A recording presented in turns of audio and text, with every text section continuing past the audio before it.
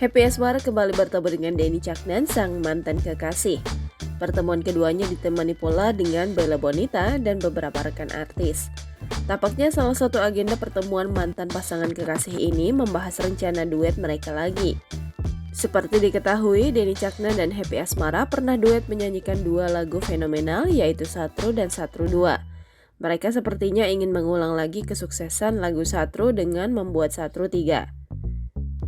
Denny Caknan kemudian tos telapak tangan dengan sang istri. Bella Bonita ikut mengajak mantan kekasih suaminya itu untuk bersalaman yang disambut baik oleh Happy. Satru 3 deal ya, ucap Bella Bonita mengulurkan tangan ke Happy Asmara. Sayangnya rencana duet Happy Asmara dan Denny Caknan di lagu Satru 3 tak luput dari komentar miring. Netizen menuding Denny sengaja mengajak sang mantan kekasih duet lagi agar karirnya tak redup setelah menikahi Bella Bonita. Aslinya biar nggak redup loh Denny ini, dan Bella itu ngizinin soalnya takut suaminya redup, tanggapan netizen @makeway.